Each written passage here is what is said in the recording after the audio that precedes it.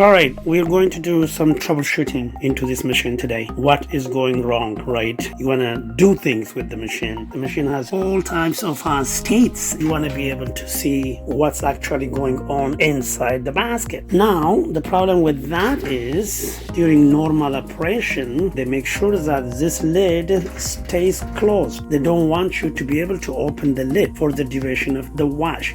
We can't have that during our troubleshooting. So to get around that, we have to trick the machine. The way you trick the machine is by playing with this piece right here. It's a dummy piece. It's tied to the lid with 2 screws. I have already removed mine. All you have to do is remove this piece and stick it there and keep it there for the duration of the troubleshooting. If you turn the machine on now, the machine will think the lid is locked, but you do this with caution. All right, the manufacturers keep it locked for a reason, so you're violating the guidelines and you don't want to get hurt. So that's how you do it. All right,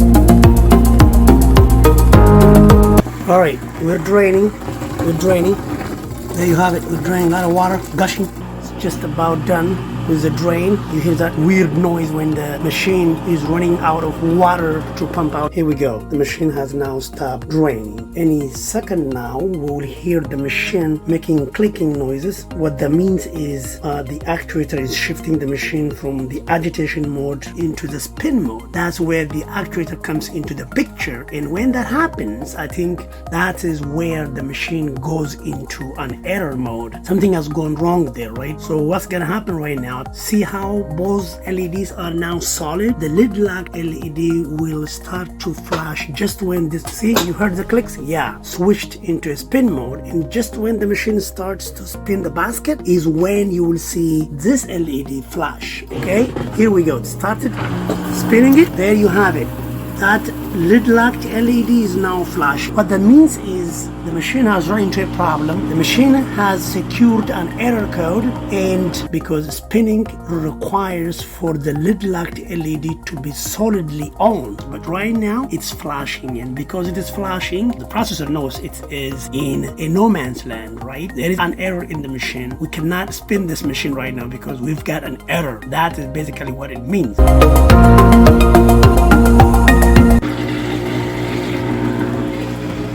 Drain running. It's in the spin cycle. It's turning. I think it's gonna happen now. Oh, just now. See? Right there. That's what happened. The lid locked LED flashing during the spin cycle. So it got to the maximum spinning speed, and having spun enough, it reduces its spinning speed, trying to come to a stop, right? Just when it reduces speed, it flashes the lid locked LED, telling you that a new error has been detected. Of course, this is coming to a stop. That is the second scenario for this machine.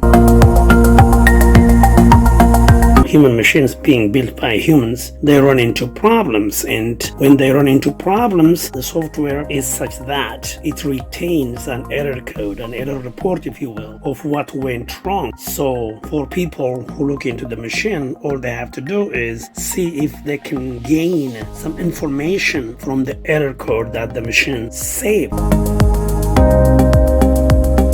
Alright, we are done with our wash, and we have seen the machine fail twice, and we are expecting to retrieve 2 error codes from this machine. Now, before we can go ahead and look at the error codes, we gotta get the machine into the service diagnostics mode. To get the machine into the service diagnostics mode, we turn the knob counterclockwise from wherever it is just once. Then you follow that with 3 clicks clockwise. Okay, once you're done with that, you turn the knob counterclockwise just 1 click, and then finally you turn the knob clockwise just once. When you get to that point, you will see the status LEDs flash, telling you that you have successfully gotten into the service diagnostics mode. Now, sometimes you may not be able to get into the service diagnostics mode because when you play with the knob, the clicks that we talked about, you've got to do those clicks half a second apart. If some of the clicks take more than half a second, you may not be able to achieve it on your first go. So just give that a couple of tries and you should be able to get into the diagnostics mode successfully. So I'm gonna go ahead and exercise getting into the service diagnostics mode. Okay, counterclockwise, clockwise 3 times. 1, 2, 3. Counterclockwise once, clockwise. It did not work because I took more time than is required. So I'm gonna keep my mouth shut and do it again.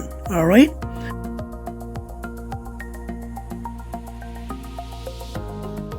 There you have it. You are now in the service diagnostics mode. Okay, now this is the first step. The second step is to get into the error retrieval mode. To get into the error retrieval mode, you have to play with the knob again. And what do you do to get into the error retrieval mode? You turn the knob just once. Okay, when you do that, only the done LED will light up. Okay, let me go ahead and do that. Like that. Now that you have the done LED on, you have to enable the error retrieval mode, and you do the enabling by pressing the start button.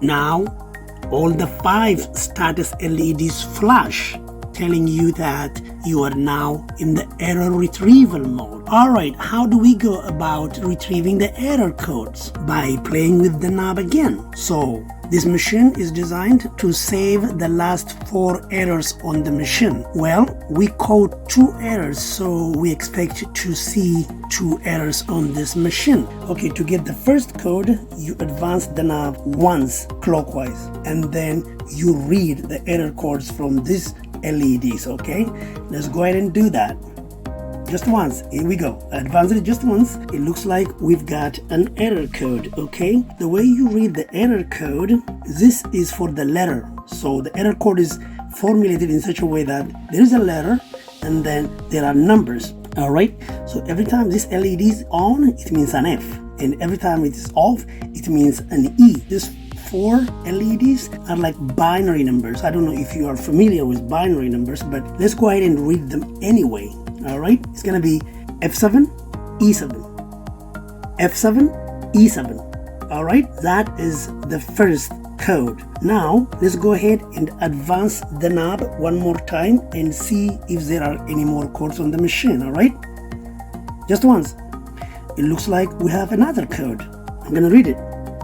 F7 E1, F7 E1. All right, let's go ahead and retrieve the third one, if there is any.